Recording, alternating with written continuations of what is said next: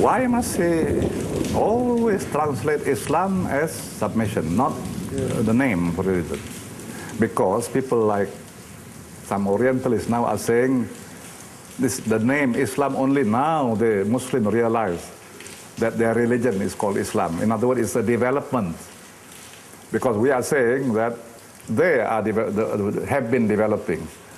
The name Christianity did not appear. It appeared later. It was given by their enemies, the Romans, who called them Christians. Then it stuck to them. The Hindus, the same thing. The others, they use the names of people, or they use the names of places, like the Hindus, like the Buddhists use the name of and they used to call us Muhammadan, because they think we are like them. And we always reject, no, we are not Muhammadan, we are Muslim. So they want to say that we also, actually, our religion has no name. It's just now only recent development. Then we call it Islam. Actually, in other words, you cannot monopolize this. We cannot accept that. Because you just think logically even, how can you say that there is a religion other than submission? وَمَنْ يَبْتَغِي غَيْرَ الْإِسْلَامِ دِينًا.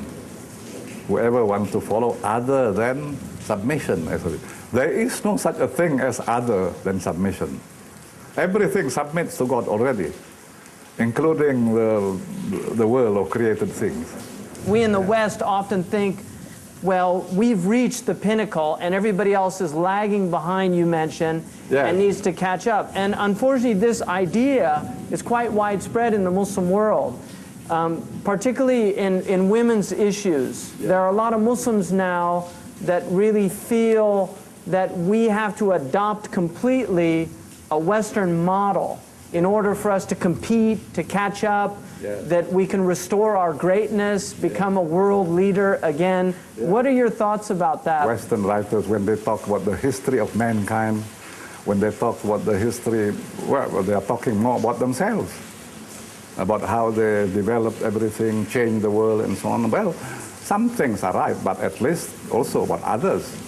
Others also have done a lot of things. From our point of view, what is more important is ultimately to also know yourself. And yet man in 50 years knows how to fly more than the birds. Yes, in 50 years, the invention of many things by man, he can fly to regions that birds' wings have never flown before. And yet, for example, he cannot control himself. Yes. How do you get that balance, though? Yes, we must have certain that knowledge of the Fardu Ain must be made compulsory, and in a university environment, at certain levels, at all levels, from down below, yes, to the up.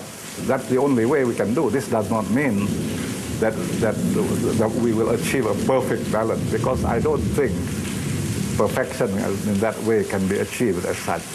We are not required to become perfect in that sense, isn't it? And we will try to ultimately, what is the purpose? To be happy, isn't it? Yeah. To achieve happiness, that's part of ethics. That's the goal of good character and ethics. That's what we mean by that. They said you cannot define happiness. We say we can define it, provided it is not restricted to the animal world. You can't define because you're talking about pleasure, pain, you're talking about continually changing, momentary, psychological. We're only saying that apart from that, there is a higher level of happiness, which is not those things. How do we know that? Then we'll say the only way first, let's define it by the opposite. What is the opposite of happiness?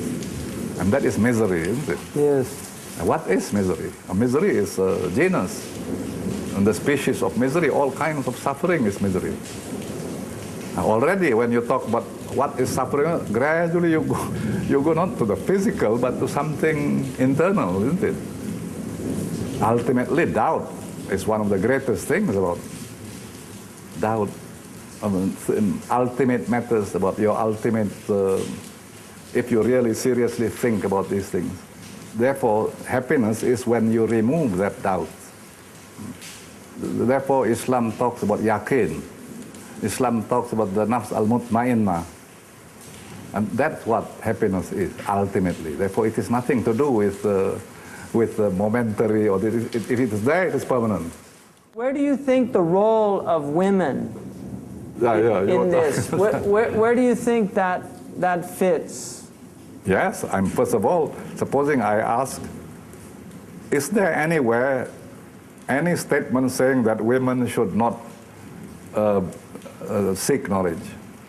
Anyway, in the Quran or in the Hadith, is there any? No. So, then they should seek knowledge. It's the same. Yes, they should seek knowledge. That depends on them also. I think you should ask them, because some of them, I think, are there. I think I said yes, that perhaps some of them, certainly there might be some kind of choice and advice as well. I mean, maybe there are some branches of the sciences and knowledge and so on, but maybe they are not suited to that.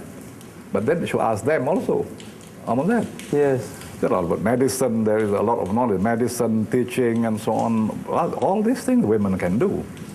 Yeah, but I mean, military sciences, although I know now there are lots of women in the army in America and so on, but difficult to find a general up to that level, you know. In other words, equality doesn't mean, therefore, because a man can be a general, a woman can also be a general. I mean, this kind of idea of equality is not, that's not what equality is. This is not a time when Muslims all understand everything about Islam that they should understand. And I think somewhere in the Holy Quran there is a verse which says that all these laws can be practiced when Iman has become established. And I think at this time the Iman aspect has not become established properly. And you cannot force some of these things. Yes. And you cannot discuss some of these things. Therefore, let's first try to bring that Iman back. Up to now, Iman comes from God, but at least we should prepare the ground. How would you suggest preparing the ground? We talk about the akhlaq, we talk about the ethics, we talk about the thought, we talk about what the Sufis have said, what the Kalam people have said. We talk about that because a lot of that is relevant today. But it's because modern scholars cannot relate those ideas with the modern problems.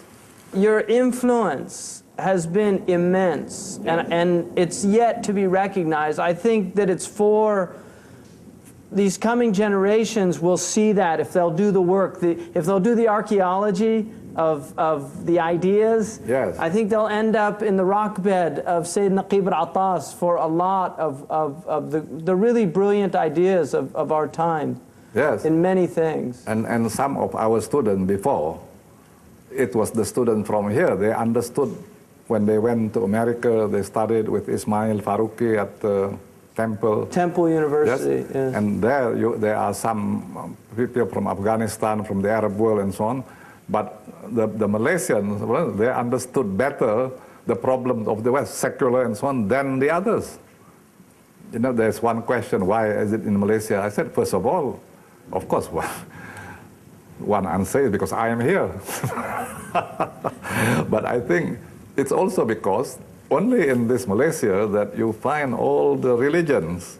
You have Hinduism, you have Buddhism, you have Confucianism, you have Christianity, both Catholic, Protestant, then Muslim. And you, a Muslim, are now living with these people. And there will be some problems about religion now. That's why.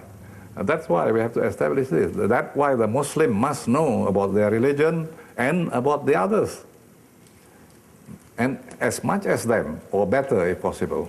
So in other words, this is the reason why I said that the university must be established, and I said there must be an experiment, isn't it? I'm not saying that we've done everything, no. I said it must be an experiment. In the United States, where I'm from, there's over 150 Christian colleges. Yes. And that's in a country that has 300 million people. And you look at the Muslim world, which is over 1 billion, and we can count the Islamic colleges on our hands, and most of them are so far from implementing what you're talking about in terms of the kulliyah, the idea of a real university that trains an intellect in a full capacity. why this is possible for this kind of thing to happen, it's precisely because of a great deal of ignorance, a great deal of arrogance, not only there, but outside, in the ministries of education, in the Prime Minister's department. A lot of them not really knowledgeable about these things. They don't really know things very, very profoundly. Yes. Yes? They just act in a bureaucratic manner. They didn't realize that to establish things like this and that, if you really want to know, you must have really honest people and who are also competent, who are also intelligent, who have proven their worth academically, scholarly, and that they must do things fast. You cannot afford bureaucracy. There is a story, you see, in one of our Malay hikayah, they call it, about the tailor bird who makes very nice, fine nests. Yes? But then the monkey comes and and then that story in that hikayah, it says, take note of this. The monkey. Yes. Yes, be careful. This is an ibara. Ultimately, it goes back to the question of what we call the loss of adab just now. Yes. This question of envy must be got rid of. Yes. Because the adab becomes wrong. Yes. The adab becomes merely a kind of etiquette, become merely a kind of following. Protocol. Yes. In other words, it's just hiding the real. That's what ethics means, isn't it? Yes. Ethos, character, it's a mask. That's the Greek term for mask. Yes. That means you put a mask. Now you put this mask, tomorrow you put another mask. Yes. Tomorrow you put you are hiding your real self. Yes. This is what I mean. In other words, the idea of ethics is to get rid of all this and to make it established. To make the soul stable. Yes. Yes. And not go on making different masks. Yes. Get to the orang asli. Yes. Yeah. The original man. I want to thank you so much, Dr. Al-Attas, for you're a Hashimi, you're a Sayyid, and you have the generosity of the Bani Hashim. So this time with us has been very meaningful. So I really want to thank you immensely for the time you've given us, and may Allah give you tawfiq and also give you your proper place. Yes. Thank you very much. May Allah continue to increase knowledge in all of us and Ameen. Wisdom for you, for all of us. May Allah continue to guide you and grant you peace and happiness.